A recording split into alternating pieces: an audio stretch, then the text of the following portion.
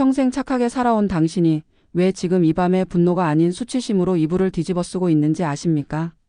착하게 살면 복 받는다고 했습니다. 양보하고 배려하면 언젠가 알아준다고 했습니다. 그 말을 믿고 평생을 그렇게 살아왔는데 오늘 밤 당신의 손에 쥐어진 것은 무엇입니까? 감사함입니까? 아니면 뒤통수입니까? 이 질문이 가슴을 찌르는 것 같다면 오늘 이 이야기는 바로 당신을 위한 것입니다. 지금부터 드리는 이야기가 어쩌면 평생 당신이 모르고 살았던 것 혹은 알면서도 외면해 왔던 것일 수 있습니다. 하지만 이것을 제대로 마주해야만 오늘 밤 이후 당신의 밤이 달라질 수 있습니다. 그러니 끝까지 함께해 주십시오. 좋은 게 좋은 거지라며 꾹꾹 참아주었더니 어느새 나를 바보 등신으로 알고 함부로 대하는 사람 때문에 피눈물을 흘려보신 적 없으십니까? 사랑하는 여러분, 오늘 하루도 남의 기분을 맞춰주느라 싫은 소리 한마디 못하고 소갈이 하시느라 참으로 고생 많으셨습니다. 얼마나 많이 참으셨습니까? 하고 싶은 말이 목까지 차올랐는데 혹시 관계가 틀어질까봐 상대방이 나를 나쁜 사람으로 볼까봐 또 삼키셨겠죠. 그 삼킨 말들이 지금 어디에 쌓여 있는지 아십니까? 당신의 가슴 속에 돌덩이가 되어 쌓여 있습니다. 그 돌덩이가 얼마나 오래 쌓인 것인지 생각해 보셨습니까? 어린 시절부터 시작된 것일 수도 있습니다. 친구와 다퉜는데도 내가 먼저 사과했던 그날. 억울한 것이 분명했는데도 어른들의 눈치를 보느라 입을 다물었던 그날. 싫다고 말하고 싶었는데 그 말이 목에 걸려 끝내 나오지 않았던 그 수많은 날들. 그 날들이 하나하나 쌓이고 또 쌓여서 지금의 당신을 만들었습니다. 거절을 모르는 사람, 싫은 소리를 못하는 사람, 참는 것이 미덕이라고 믿는 사람. 그 사람이 지금의 당신입니까? 우리는 어릴 적부터 남에게 양보하고 배려하는 착한 사람이 되어야 한다고 귀에 못이 박히도록 배워왔습니다. 부모님에게, 선생님에게, 세상 모든 어른들에게. 싸우지 마라, 양보해라, 참아라, 먼저 사과해라. 이 말들이 켜켜이 쌓여 우리 안에 하나의 공식이 만들어졌습니다. 착해야 사랑받는다. 참아야 좋은 사람이다. 거절하면 나쁜 사람이다. 이 공식이 얼마나 위험한 것인지 우리는 한참 세월이 흐르고 나서야 비로소 뼈저리게 깨닫게 됩니다. 그런데 생각해 보십시오. 그 공식을 우리에게 가르쳐준 어른들은 과연 그 공식을 지키며 살았습니까? 세상에서 성공하고 존중받는 사람들은 과연 모두 참고 또 참는 사람들이었습니까? 아닙니다. 오히려 반대인 경우가 많았습니다. 자신의 의견을 분명하게 말하고 선을 넘는 사람에게는 단호하게 경계를 그을 줄 아는 사람들. 그 사람들이 더 존중받고 더 건강하고 더 좋은 관계를 유지하며 살아갔습니다. 우리가 배운 공식은 어딘가 잘못되어 있었습니다. 그래서 무례한 부탁을 거절하면 나를 나쁜 사람으로 볼까봐, 행여나 관계가 틀어질까봐 두려워하며 내강과 쓸개를 다 빼주며 맞춰주었죠. 아무리 불합리해도 웃으며 받아줬습니다. 아무리 무례해도 먼저 이해하려 했습니다. 아무리 억울해도 내가 좀 더 참으면 된다고 스스로를 다독였습니다. 하지만 그럴 때마다 상대방에게는 무슨 신호가 전달되었을까요? 이 사람은 아무리 해도 화내지 않는다. 이 사람은 어지간한 건 다 받아준다. 이 사람은 내가 선을 넘어도 된다. 당신의 선함이 당신을 지키는 것이 아니라 오히려 당신을 위험에 노출시키는 신호가 되어버렸습니다. 하지만 그 알량한 착한 아이 증후군의 결말이 과연 무엇이던가요? 내 배려를 당연한 권리로 착각하고 내 약점을 교묘하게 쥐고 흔들며 가스라이팅을 일삼는 이기적인 나르시시스트들에게 우리는 가장 맛있는 먹잇감이 되고 말았습니다. 이것은 당신의 잘못이 아닙니다. 당신이 어리석어서가 아닙니다. 오히려 그것은 당신의 마음이 그만큼 곱고 선했다는 증거입니다. 하지만 선한 마음과 경계 없는 마음은 다릅니다. 선한 마음은 지켜야 합니다. 지키지 않으면 반드시 누군가의 먹잇감이 됩니다. 상처를 준 인간은 두 다리 뻗고 자는데 왜 상처받은 당신 혼자 억울함에 밤잠을 설쳐야 합니까? 지금 당신을 괴롭혔던 그 사람을 생각해 보십시오. 그 사람은 지금 무엇을 하고 있을까요? 당신에게 한 짓을 후회하며 잠 못 이루고 있을까요? 아마 그렇지 않을 것입니다. 그 사람은 지금 아무 생각 없이 편히 자고 있을 가능성이 높습니다. 그런데 왜 당신만 이 밤에 그 사람 때문에 잠을 못 이룹니까? 이 불공평한 밤이 오늘로 마지막이 되어야 합니다. 그 마지막을 만드는 방법을 지금부터 말씀드리겠습니다. 이 방법은 어렵지 않습니다. 하지만 용기가 필요합니다. 그리고 그 용기는 이미 당신 안에 있습니다. 수십 년을 참아온 사람이 용기가 없을 리 없습니다. 당신은 이미 충분히 강합니다. 다만 그 강함을 엉뚱한 곳에 써왔을 뿐입니다. 이제는 그 강함을 제대로 된 곳에 쓸 차례입니다. 지금부터 드리는 말씀이 처음에는 불편하게 들릴 수 있습니다. 어쩌면 평생 믿어온 것이 흔들리는 느낌이 드실 수도 있습니다. 하지만 그 불편함이 바로 오늘 당신이 자유로워지는 시작입니다. 끝까지 들어주십시오. 오른뺨을 맞으면 왼뺨마저 내어주는 것이 진정으로 나를 높이고 상대를 돕는 거룩한 자비라고 굳게 믿고 계십니까? 우리는 참는 것이 덕이라고 배웠습니다. 인내는 쓰고 열매는 달다고 배웠습니다. 맞으면 넘어가고 상처받으면 용서하고 무례함 앞에서 미소 짓는 것이 성숙한 어른의 모습이라고 배웠습니다. 그 가르침이 완전히 틀린 것은 아닙니다. 하지만 그 가르침에는 아주 중요한 전제가 빠져 있습니다. 그 인내가 나를 살릴 때에만 덕이 된다는 것입니다. 나를 죽이는 인내는 덕이 아닙니다. 그것은 미련함입니다. 인내에도 종류가 있습니다. 내가 성장하기 위해 버티는 인내, 더 좋은 나를 위해 지금을 견디는 인내. 이런 인내는 아름답습니다. 하지만 나를 짓밟는 사람 앞에서 상처받으면서도 아무 말 못하고 참는 인내, 나를 이용하는 사람에게 또 당하면서도 선하게 대해주는 인내. 이것은 인내가 아닙니다. 이것은 자애입니다. 그리고 이 자애가 오랫동안 계속되면 몸도 마음도 조용히 그리고 확실하게 무너져 갑니다. 나를 호구로 보는 인간들 틈에서 신음하는 우리에게 석가모니 부처님은 벼락 같은 깨달음을 내리칩니다. 자비는 무조건 참아주는 것이 아니다. 악연을 끊어내는 것도 나를 위한 가장 위대한 자비다. 이 말씀을 처음 들으면 놀라실 수 있습니다. 부처님이 끊어내라고 하셨다고요. 용서하고 포용하라는 분이.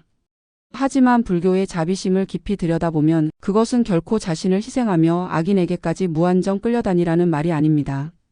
진정한 자비는 나를 포함한 모든 존재의 고통을 줄이는 것입니다. 내가 고통받는 것을 방치하는 것은 자비가 아닙니다. 부처님은 제자들에게 이런 이야기를 하셨습니다.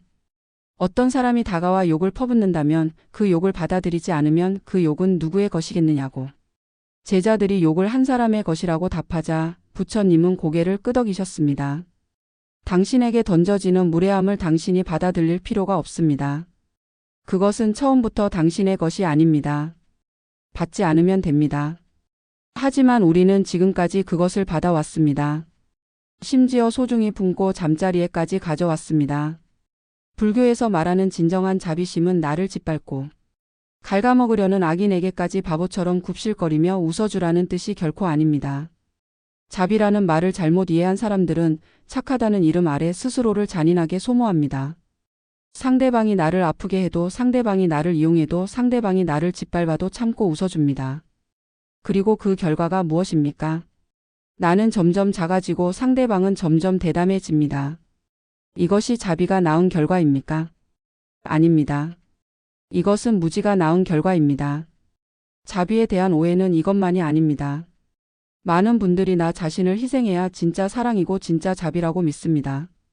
가족을 위해 나를 갈아 넣는 것이 좋은 부모고 좋은 배우자라고 믿습니다. 하지만 불교의 가르침은 다릅니다. 내 안에 평화가 없는 사람은 남에게 진정한 평화를 줄 수 없습니다. 내 안에 사랑이 넘쳐 흘러야 남에게도 사랑이 흘러갑니다. 텅 빈 그릇에서는 아무것도 나눌 수 없습니다. 나를 소진시키는 자비는 결국 아무도 구하지 못합니다. 나를 해치려는 독사에게 맨손을 내밀어 물리며 인내하는 것은 자비가 아니라 무지하고 미련한 자살 행위일 뿐입니다. 독사는 당신이 손을 내밀었다고 해서 착해지지 않습니다. 당신의 인내를 보고 감동받지 않습니다. 독사는 그냥 물뿐입니다. 그것이 독사의 본성이기 때문입니다. 독사 앞에서 현명한 사람은 손을 내밀지 않습니다. 빠르게 물러서거나 단호하게 쫓아냅니다. 이것이 어리석음이 아니라 지혜입니다. 부처님은 악한 자의 뻔뻔한 행동을 묵인하고 무조건 받아주는 것은 도리어 그 사람의 오만함과 악업을 키워주는 세상에서 가장 어리석은 짓이라고 강력하게 경고하셨습니다. 이 말씀 안에는 놀라운 반전이 담겨 있습니다. 우리는 무례한 사람을 참아주는 것이 상대를 위한 것이라고 생각합니다. 하지만 부처님의 말씀에 따르면 그것은 오히려 상대방에게 해가 됩니다. 나쁜 행동을 참아주고 넘겨줄수록 그 사람은 자신의 나쁜 행동이 괜찮은 것이라고 더욱 굳게 믿게 됩니다. 그리고 그 믿음은 그 사람의 인생을 서서히 망가뜨립니다. 그러니 단호한 거절은 나를 위한 것이기도 하지만 어쩌면 상대방을 위한 것이기도 합니다. 나를 함부로 대한 사람에게 조용하고 단호하게 경계를 그어주는 것, 그것이 그 사람에게 줄 수 있는 가장 값진 교훈일 수 있습니다. 이것이 진짜 자비입니다. 참아주는 자비가 아니라 단호하게 경계를 긋는 자비. 이 새로운 자비의 이름을 오늘 기억해 주십시오. 많은 분들이 이 부분에서 막히십니다. 머리로는 알겠는데 막상 그 상황이 되면 입이 열리지 않는다고. 그렇다면 이 문단이 특히 중요합니다. 거절을 어렵게 만드는 그 공포의 정체를 지금 낱낱이 해부해 드리겠습니다. 단호하게 아니오라고 거절하는 순간 당신의 인생이 무너지고 주변 사람들이 모두 곁을 떠나갈 것 같은 끔찍한 공포에 시달리십니까? 이 공포는 매우 실제적으로 느껴집니다. 거절했다가 상대방이 화를 내면 어떡하지? 나를 이상한 사람으로 보면 어떡하지? 관계가 끊어지면 어떡하지? 이 걱정들이 눈앞을 가리고 목소리를 막습니다. 그래서 결국 또 고개를 끄덕입니다. 또 웃으면서 받아줍니다. 그리고 집에 돌아오는 길에 왜 또 그랬을까 하며 자신을 향해 분노합니다. 이 패턴을 수십 번, 수백 번 반복해 오셨습니까? 그렇다면 지금 당신의 내면에서는 어떤 일이 일어나고 있을까요? 심리학에서는 이것을 학습된 무력감이라고 부릅니다. 오랫동안 자신의 경계가 무너지는 것을 경험한 사람은 어느 순간부터 경계를 세우는 것 자체를 포기합니다. 어차피 안 될 거야. 내가 말해봤자 뭐가 달라지겠어. 이런 생각이 자리 잡으면 거절은 점점 더 어려워집니다. 하지만 이것은 당신의 본성이 아닙니다. 이것은 오랫동안 잘못된 패턴에 길들여진 결과입니다. 그리고 길들여진 것은 다시 바뀔 수 있습니다. 하지만 여기서 한 가지 사실을 직면해야 합니다. 당신이 거절하지 않아서 유지되는 관계는 진짜 관계가 아닙니다. 그것은 당신의 양보 위에 세워진 가짜 관계입니다. 당신이 거절했을 때 관계가 끊어진다면 그 관계는 끊어지는 것이 맞습니다. 진짜 인연은 당신이 아니오라고 말해도 흔들리지 않습니다. 진짜 친구는 당신의 거절을 이해합니다. 당신의 거절 하나에 등을 돌리는 사람이라면 그것은 관계가 아니라 착취였던 것입니다. 무례한 사람들은 귀신같이 선량하고 거절 못하는 사람의 냄새를 맡고 찰거머리처럼 들러붙어 피를 빨아먹습니다. 이것은 비유가 아닙니다. 심리학에서도 이 현상을 명확하게 설명합니다. 경계가 없는 사람은 착취적 성격의 사람들에게 자석처럼 끌립니다. 그들은 거절당하지 않을 사람을 본능적으로 알아봅니다. 시험 삼아 작은 것을 요청해보고 그것이 받아들여지면 조금씩 더 큰 것을 요구합니다. 처음에는 작은 부탁이었던 것이 어느새 당연한 권리가 됩니다. 이 과정이 아주 서서히 일어나기 때문에 당하는 사람은 언제부터 이렇게 됐는지조차 모르는 경우가 많습니다. 그들은 당신이 화를 내지 않을 것을 너무나 잘 알기에 갈수록 더 선을 넘고 당신의 영혼을 착취합니다. 당신의 선함이 당신의 무기가 되는 것이 아니라 당신의 약점이 되어버리는 이 역설. 이것을 끝내는 방법은 하나입니다. 선함을 버리는 것이 아닙니다. 선함의 울타리를 치는 것입니다. 거절은 상대를 공격하는 나쁜 행동이 아닙니다. 그것은 내 마음의 영토에 침입한 도둑을 향해 문을 쾅 닫아버리고 빗장을 거는 가장 정당하고 건강한 방어입니다. 당신의 집에 낯선 사람이 문을 두드리면 당신은 문을 열지 않습니다. 그것이 나쁜 행동입니까? 아닙니다. 그것은 당연한 자기 보호입니다. 마음도 마찬가지입니다. 나의 시간과 감정과 에너지라는 집에 함부로 들어오려는 사람에게 문을 닫는 것은 지극히 정당하고 건강한 행동입니다. 그렇다면 어떻게 거절해야 할까요? 많은 분들이 거절하는 말이 떠오르지 않는다고 하십니다. 오랫동안 거절을 안 해봤으니 당연합니다. 근육을 오래 쓰지 않으면 굳듯이 거절이라는 능력도 쓰지 않으면 약해집니다. 처음에는 아주 작은 것부터 시작하십시오. 가게에서 원하지 않는 추가 서비스를 거절하는 것, 길에서 설문조사 요청을 정중하게 거절하는 것. 이런 작은 거절들이 쌓여 거절의 근육이 만들어집니다. 그건 곤란합니다. 그렇게 무례하게 말씀하시니 불쾌하네요 라고 감정을 덜어낸 건조한 목소리로 당신의 명확한 선을 그어 주십시오. 화내지 않아도 됩니다. 소리 지르지 않아도 됩니다. 긴 설명도 필요 없습니다. 짧고 명확하고 건조한 한 문장이면 충분합니다. 오히려 감정이 실리지 않은 차분한 거절이 훨씬 더 강력합니다. 흥분해서 쏟아내는 말보다 낮고 단호한 목소리로 건네는 짧은 한 문장이 상대방에게 훨씬 더 강하게 전달됩니다. 거절한 뒤에 죄책감이 밀려온다면 그것은 당신이 나쁜 사람이라는 신호가 아닙니다. 오랫동안 거절하지 않고 살아온 사람에게는 거절 후에 불안과 죄책감이 자연스럽게 따라옵니다. 하지만 그 감정에 속지 마십시오. 그 감정은 거절이 잘못된 것이라고 말하는 게 아니라 새로운 것을 했을 때 따라오는 어색함일 뿐입니다. 그 어색함은 반드시 사라집니다. 그리고 그 자리에 당당함이 들어옵니다. 당신이 스스로를 존중하고 단호한 울타리를 칠 때 비로소 세상의 쓰레기 같은 인연들이 당신의 담장을 넘지 못하고 튕겨나갑니다. 지금 이 질문에 솔직하게 답해 보십시오. 당신의 인생에서 만날 때마다 기운이 빠지고 헤어지고 나면 왠지 모르게 텅 빈 느낌이 드는 사람이 있습니까? 그 사람의 얼굴이 떠올랐다면 이 문단이 당신을 위한 것입니다. 당신의 자존감을 바닥으로 끌어내리고 매일 우울하게 만드는 그 지독한 사람의 연락처를 왜 아직도 휴대폰에서 지우지 못하고 쩔쩔매고 계십니까? 오랜 인연이라서, 가족이라서, 끊어버리면 내가 나쁜 사람 같아서. 이 이유들이 당신의 발목을 잡고 있습니까? 하지만 이것만큼은 분명히 말씀드릴 수 있습니다. 나를 행복하게 만들지 못하는 인연을 붙들고 있는 것은 의리가 아닙니다. 그것은 습관이고 두려움이고 때로는 그 관계에 길들여진 것입니다. 관계를 끊는 것에 대한 두려움 중 하나는 외로움입니다. 그 사람이 내 곁을 떠나면 나는 더 외로워지지 않을까? 하지만 생각해 보십시오. 지금 그 사람과 함께 있을 때 당신은 외롭지 않습니까? 나를 이해하지 못하는 사람과 함께 있는 외로움이 혼자 있는 외로움보다 훨씬 더 쓸쓸하고 깊습니다. 진짜 인연이 없는 자리에 가짜 인연을 채워놓으면 진짜 인연이 들어올 자리가 없습니다. 나를 소진시키는 관계를 내려놓을 때 비로소 나를 채워주는 관계가 들어올 공간이 생깁니다. 나를 만만하게 보고 통제하려는 가해자들은 겉으로는 아주 교묘한 친절의 가면을 쓰고 있습니다. 다 너 잘되라고 하는 소리야라며 당신의 판단력을 흐리고 결국 당신이 그 사람 없이는 아무것도 못하는 바보로 스스로를 깎아내리게 만들죠. 이것이 가스라이팅의 전형적인 패턴입니다. 처음에는 걱정인 척 조언인 척합니다. 하지만 그 말들의 결과는 항상 같습니다. 당신이 스스로를 의심하게 만드는 것입니다. 내 판단이 틀렸나? 내가 예민한 건가? 내가 너무 소심한 건가? 이 의심이 쌓이면 당신은 점점 그 사람에게 의존하게 됩니다. 그것이 그들의 목적입니다. 가스라이팅을 당한 사람들이 공통적으로 하는 말이 있습니다. 그 관계에서 나오고 나서야 내가 얼마나 이상해져 있었는지 알았다고. 그 관계 안에 있을 때는 모릅니다. 이미 판단력이 흐려져 있기 때문입니다.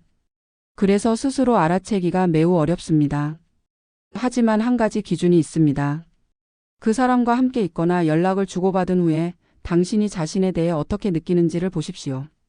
더 당당해지고 힘이 나는지 아니면 더 작아지고 지치는지.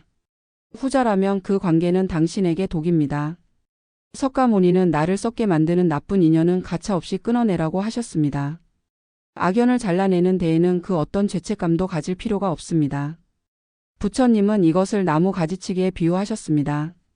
죽어가는 가지를 잘라내지 않으면 그 가지는 나무 전체의 양분을 빼앗습니다. 결국 멀쩡한 가지들까지 말라 죽습니다. 하지만 아픈 가지를 과감하게 잘라내면 나무는 오히려 더 건강하게 자랍니다. 인간관계도 다르지 않습니다. 나를 병들게 하는 관계를 끊어낼 때 남은 관계들이 더욱 깊어지고 나 자신이 더욱 건강해집니다. 썩은 사과 하나를 상자 속에 그대로 두면 멀쩡한 사과까지 모두 썩어 문드러지듯 나를 병들게 하는 지인이나 가짜 친구는 아무리 오래된 싸이라도 심지어 가족이라 할지라도 오늘 당장 내 인생의 무대에서 퇴출시켜야 마땅합니다. 가족이라는 말 앞에 많은 분들이 주춤하십니다. 가족인데 어떻게 끊어요? 하지만 묻고 싶습니다. 피를 나눴다는 이유만으로 나를 짓밟을 권리가 그 사람에게 있습니까? 가족이라는 이름표가 붙어 있다고 해서 당신의 존엄을 상하게 하는 행동이 허용됩니까? 혈연이 인격을 보장하지는 않습니다. 그리고 당신의 경계는 가족에게도 동일하게 적용될 자격이 있습니다. 끊어낸다는 것이 반드시 연락을 영원히 차단하는 것을 의미하지는 않습니다. 그 사람이 내 마음속에 차지하던 자리에서 내려오게 하는 것입니다. 더 이상 그 사람의 말과 행동에 내 하루가 흔들리지 않게 되는 것입니다. 그 사람이 뭐라 하든 나는 나라는 것을 아는 것입니다. 그리고 그것만으로도 당신의 삶은 완전히 달라집니다. 그 사람의 평가가 나를 규정하지 않는다는 것을 아는 순간 당신은 비로소 그 사람의 손에서 벗어납니다. 이것이 진짜 끊어냄입니다. 지금까지 살아오면서 당신이 가장 소홀히 대해온 사람이 누구인지 아십니까? 당신 자신입니다. 그리고 오늘 그것을 바꿀 차례입니다. 남들에게는 그토록 관대하고 좋은 사람이 되려 애쓰면서 왜 정작 매일 상처받아 피 흘리는 불쌍한 당신. 자신에게는 단 한 번도 따뜻한 보호자가 되어주지 못했습니까? 생각해 보십시오. 친구가 상처받았다면 당신은 어떻게 하십니까? 달려가서 안아주고 위로하고 내 잘못이 아니라고 말해줍니다. 그런데 당신이 상처받았을 때 당신 자신에게 그렇게 해준 적이 있습니까? 아마 대부분은 내가 잘못한 것은 아닐까, 내가 예민한 것은 아닐까 하며 오히려 자신을 탓했을 것입니다. 남에게는 따뜻한 보호자이면서 나 자신에게는 가장 가혹한 비판자였던 것입니다. 이것은 왜 그럴까요? 우리는 나 자신을 사랑하는 것이 이기적인 것이라고 배워왔기 때문입니다. 나보다 남을 먼저 생각해야 덕이 있는 것이라고 배워왔습니다. 그래서 내가 아플 때도, 내가 지칠 때도, 내가 무너질 것 같을 때도 먼저 남을 챙겼습니다. 내 고통은 나중에 돌봐도 된다고, 나는 좀 더 참을 수 있다고 스스로를 밀어붙였습니다. 하지만 그 결과가 무엇입니까? 내 몸이 망가지고 내 마음이 닳아 없어지고 결국 아무도 제대로 돌볼 수 없는 상태가 되어버렸습니다. 석가모니의 가르침에서 세상의 중심은 바로 나입니다. 내가 먼저 단단하게 서 있어야 남도 제대로 사랑할 수 있습니다. 비행기 안전 수칙을 생각해 보십시오. 비상시에 산소 마스크가 내려오면 어른은 반드시 자신의 마스크를 먼저 착용한 후에 아이를 도우라고 합니다. 왜 그럴까요? 내가 쓰러지면 아무도 도울 수 없기 때문입니다. 인생도 마찬가지입니다. 내가 먼저 안전하고 건강해야 진짜 사랑과 돌봄이 가능합니다. 나를 갈아 넣어 만든 사랑은 결국 오래가지 못합니다. 진정한 자비는 세상 그 누구보다 나 자신을 가장 먼저 아끼고 든든하게 지켜내는 것에서부터 시작됩니다. 이것을 이기적이라고 말하는 사람이 있다면 그 사람이야말로 당신의 희생을 당연하게 여기는 사람입니다. 자신을 아끼는 것은 이기심이 아닙니다. 그것은 자존이고 자애이고 건강한 삶의 기본입니다. 자신을 사랑할 줄 아는 사람만이 진짜로 남을 사랑할 수 있습니다. 텅 빈 그릇에서는 아무것도 나눌 수 없습니다. 그렇다면 나를 보호한다는 것은 구체적으로 어떤 모습일까요? 나를 함부로 대하는 말을 들었을 때 웃으며 넘기지 않는 것입니다. 내가 불편하다고 느낄 때 그 불편함을 무시하지 않는 것입니다. 내 감정이 아프다고 신호를 보낼 때 그 신호에 귀를 기울이는 것입니다. 몸이 아프다고 말하면 쉬어가는 것이 당연하듯 마음이 아프다고 말하면 멈추어 돌아보는 것이 당연한 일입니다. 내 몸과 마음을 가장 잘 아는 사람은 바로 나 자신입니다. 그 신호를 존중해 주십시오. 내 마음이 찢어지고 다치면서까지 끝까지 껴안고 지켜야 할 만큼 대단하고 소중한 인간관계는 이 세상에 단 하나도 존재하지 않습니다. 이 말을 가슴에 새겨 주십시오. 어떤 관계도 어떤 사람도 당신의 존엄보다 위에 있지 않습니다. 당신의 마음이 병들고 당신의 영혼이 쭈그러드는 대가를 치러야 유지되는 관계라면 그 관계는 이미 관계가 아닙니다. 그것은 당신이 치르는 값비싼 대가입니다. 남에게 미움받을 용기를 낼 때 비로소 우리는 타인의 꼭두각시가 아닌데 인생의 당당한 주인이 될 수 있습니다. 모든 사람에게 좋은 사람이 되려는 시도는 불가능할 뿐 아니라 위험합니다. 누군가에게 미움받는다는 것은 내가 살아있다는 증거이고 내가 선택하며 산다는 증거이고 내가 나라는 증거입니다. 모두에게 사랑받으려는 사람은 결국 아무에게도 진짜 사랑을 받지 못합니다. 모두의 것은 결국 아무의 것도 아니기 때문입니다. 무례한 자들에게는 차가운 얼음처럼 냉정해지고 나 자신에게는 세상에서 가장 따뜻한 봄볕이 되어 주십시오. 오늘부터 이 두 가지를 동시에 실천하십시오. 나를 아프게 하는 사람 앞에서는 얼음이 되십시오. 단단하고 냉정하고 흔들리지 않는 얼음. 하지만 혼자 있는 순간, 거울 앞에 선 순간에는 봄볕이 되어 주십시오. 따뜻하고 부드럽고 있는 그대로를 받아주는 봄볕. 그 두 가지가 함께할 때 당신은 비로소 누구에게도 흔들리지 않는 사람이 됩니다. 그것이 진짜 강함입니다. 억누르는 강함이 아니라 나를 알고 나를 지키는 강함. 그 강함을 오늘부터 조금씩 키워나가십시오. 오늘 밤 남의 기분을 맞추느라 정작 시퍼렇게 멍들어버린 당신의 그 가엾은 심장을 세상에서 가장 따뜻하게 안아주시지 않겠습니까? 잠깐 지금 이것 하나만 해보십시오. 눈을 살며시 감고 오늘 하루 당신에게 무례하게 굴었던 사람의 얼굴을 떠올려 보십시오. 그 사람이 당신에게 했던 말, 당신을 대하던 그 태도. 그것을 선명하게 그려 보십시오. 그리고 속으로 딱 한 문장만 말해 보십시오. 당신이 나에 대해 어떻게 생각하든 나는 오늘 밤 나 자신의 편입니다. 이 한 문장이 오늘 밤 당신의 잠자리를 조금 더 가볍게 만들어줄 것입니다. 사랑하는 여러분, 오늘 하루도 이기적이고 무례한 사람들에게 치이느라 정말 뼈 빠지게 고생 많으셨습니다. 당신은 겁이 많거나 못나서 그들의 무례함을 참아준 것이 아닙니다. 그저 당신의 마음 바탕이 남들보다 훨씬 더 곱고 선량했기 때문입니다. 그 선한 마음 때문에 상처받아온 것입니다. 그 선함이 당신의 결함이 아닙니다. 그 선함은 당신의 가장 아름다운 본성입니다. 다만 이제는 그 선함의 울타리를 칠 차례입니다. 세상에 선한 사람이 많아야 세상이 따뜻해집니다. 하지만 선한 사람들이 다 소진되어 쓰러지면 세상은 더 차가워집니다. 당신이 당신을 지켜야 하는 이유는 당신만을 위한 것이 아닙니다. 당신이 건강하게 살아 있어야 당신 주변의 사람들도 따뜻해질 수 있습니다. 당신의 경계는 당신만의 울타리가 아닙니다. 그것은 당신이 더 오래, 더 깊이, 더 진실하게 사랑할 수 있게 해주는 기반입니다. 이제 그 귀하고 값비싼 선의는 당신을 진심으로 대접하는 진짜 좋은 사람들에게만 아껴서 내어주십시오. 세상 모든 사람이 당신의 선함을 받을 자격이 있지는 않습니다. 당신의 시간은 한정되어 있습니다. 당신의 감정도 당신의 에너지도 한정되어 있습니다. 그 소중한 것들을 당신을 아프게 하는 사람에게 쏟는 것은 가장 비싼 보석을 쓰레기통에 던져버리는 것과 같습니다. 이제는 그 보석을 진짜 가치 있는 곳에 쓰십시오.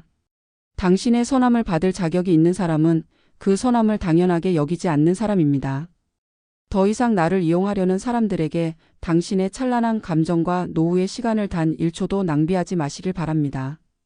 시간은 돌아오지 않습니다. 오늘 그 사람에게 소비한 당신의 일시간, 그 일시간은 영원히 돌아오지 않습니다. 그 시간에 당신은 좋아하는 것을 할 수 있었습니다. 사랑하는 사람 곁에 있을 수 있었습니다. 아무것도 하지 않고 그냥 쉬면서 하늘을 올려다볼 수 있었습니다. 그 시간이 그 사람에게 갔습니다. 이제는 그 시간을 되찾으십시오. 당신의 시간은 당신의 것입니다. 오늘 밤은 당신을 괴롭히던 무례한 얼굴들을 현관문 밖으로 매몰차게 쫓아내버리고 세상에서 가장 당당하고 단단한 마음으로 달콤한 단잠에 빠지시기를 깊이 기도합니다. 오늘 하루 당신이 버텨낸 것, 참아낸 것, 그 안에서도 선함을 잃지 않으려 했던 것. 그 모든 것이 얼마나 값진 일인지 이 자리에서 꼭 말씀드리고 싶습니다. 당신은 오늘도 충분히 잘하셨습니다. 그리고 내일은 오늘보다 조금 더 당신 자신의 편이 되어주시면 됩니다. 한꺼번에 바뀌지 않아도 됩니다. 오늘보다 단 1mm만 더 단단해지면 됩니다. 그 1mm가 모이면 언젠가는 어떤 바람에도 흔들리지 않는 사람이 되어 있을 것입니다. 그리고 오늘 이 이야기가 당신의 밤을 조금이라도 단단하게 만들어 주었다면 저희 채널 인생의 마지막 수업을 기억해 주십시오. 우리 채널은 화려한 성공을 가르치지 않습니다. 살아오며 미처 듣지 못했던 말, 나이가 들어서야 비로소 이해되는 인생의 문장들을 조용히 전해드리는 곳입니다. 세상이 몰라줘도 오늘 하루를 버텨낸 당신에게 혼자 있는 밤에 마음이 무겁고 외로울 때 이유는 모르겠는데 그냥 누군가의 목소리가 듣고 싶을 때 그때 찾아오시면 됩니다. 문은 언제나 열려 있습니다. 인생의 마지막 수업은 끝을 말하는 채널이 아닙니다. 지금 이 순간에 당신이 내일도 조금 더 따뜻하게 살아갈 수 있도록 함께 걷는 수업입니다. 무례한 사람들에게 오늘 하루 뺏겼던 당신의 소중한 마음을 오늘 밤만큼은 온전히 되찾으시길 바랍니다. 구독 버튼 하나가 당신의 밤을 조금 더 당신의 것으로 만들어 드릴 수 있다면 저희는 그것으로 충분합니다. 오늘 밤도 그 어떤 날보다 당신이 당신의 편이 되어 주시길 바랍니다. 편안한 밤 되세요.